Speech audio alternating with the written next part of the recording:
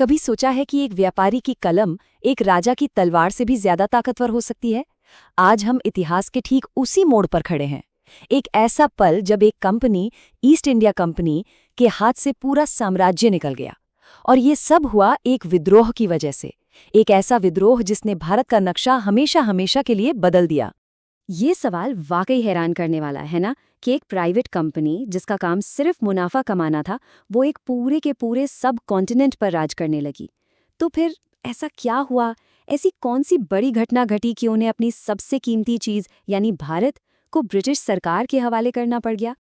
हमारी आज की पूरी कहानी का जो केंद्र है वो है ये दस्तावेज 1858 का गवर्नमेंट ऑफ इंडिया एक्ट। देखिए, ये सिर्फ कागज पर लिखी स्याही नहीं है। ये एक कंपनी के राज का डेथ सर्टिफिकेट है और एक नए साम्राज्य का बर्थ सर्टिफिकेट। इसी एक कानून ने भारत में पावर का पूरा खेल ही पलट कर रख दिया। तो इस पूरी कहानी की शुरुआत होती है एक चिंगारी से, एक विद्रोह की चिंगारी जो देखते देखते पूरे भारत में आग की तरह फैल गई। और इसी आग ने एक कंपनी के शासन को जलाकर राख कर दिया। साल था 1857। ये सिर्फ एक बगावत नहीं थी, ये एक भूकंप था। दशकों से जो गुस्सा और बेचैनी अंदर ही अंदर उबल रही थी, वो आखिरकार फूट पड़ी और इसने ब्रिटिश सत्ता की जड़ों को हिलाकर रख दिया। लंदन में बैठे लोगों के हाथ पांव फूल गए। उन्हें समझ आ गया कि अब भारत को पुराने तरीके से कंट्रोल नहीं किया जा सकता। और संदेश बिल्कुल साफ था, एक कंपनी, चाहे वो कितनी भी ताकतवर क्यों न हो, एक साम्राज्य को नहीं चला सकती। इस विद्रोह ने, आप कह सकते हैं, ईस्ट इंडिया कंपनी के ताबूत में आखिरी कील ठोक दी। उनका राज खत्म हो चुका था। अब जब कंपनी का राज खत्म हुआ तो सवाल ये था कि उस खाली जगह को कौन भरेगा। और यहीं पर एंट्री होती है सीधे ब्रिटिश क्राउन की। तो चलिए देखते हैं कि लंदन ने इस संकट पर कैसे रिएक्ट किया, एक ऐसे कानून के साथ जिसने इतिहास को एक नया मोड़ दे दिया। संकट का जवाब था ये गवर्नमेंट ऑफ इंडिया एक्ट 1858। बस कलम के एक झटके से ईस्ट इंडिया कंपनी इतिहास के पन्नों में सिमट गई और भारत सीधे महारानी विक्टोरिया के शासन के अधीन आ गया।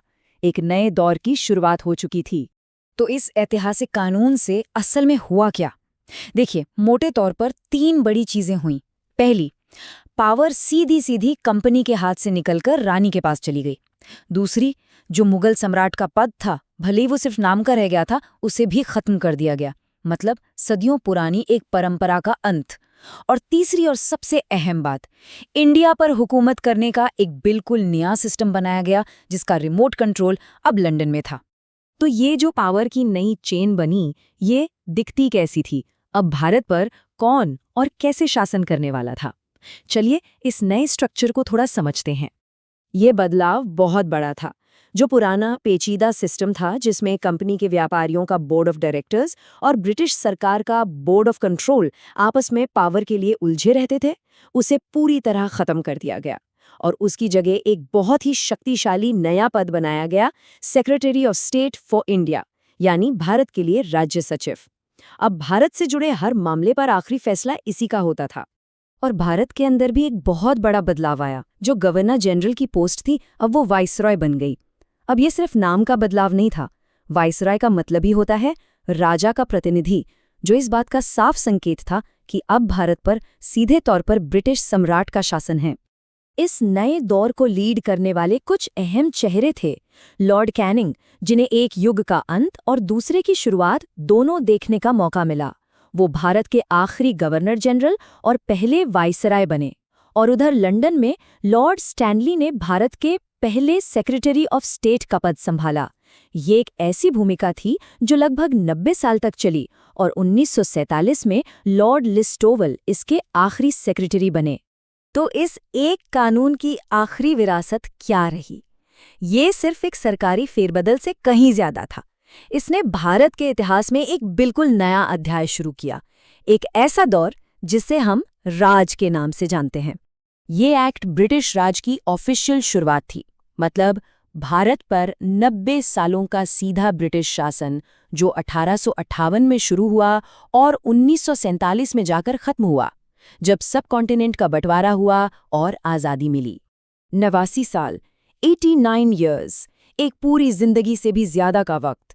इस एक कानून ने भारत की दिशा को लगभग एक सदी के लिए बदल दिया और अपने पीछे एक ऐसी विरासत छोड़ गया जिसकी परतें आज भी खोली जा रही हैं। और ये हमें एक बहुत ही दिलचस्प सवाल पर लाकर छोड़ता है। जरा सोचिए, अगर 1857 का वो विद्रोह कभी हुआ ही ना होता, अगर ईस्ट इंडिया कंपनी का राज चलता रहता, तो आज का भारत कितना अलग होता। ये एक ऐसा सवाल है जो हमें दिखाता है कि इतिहास कितने अप्रत्याशित मोड़ ले सकता है।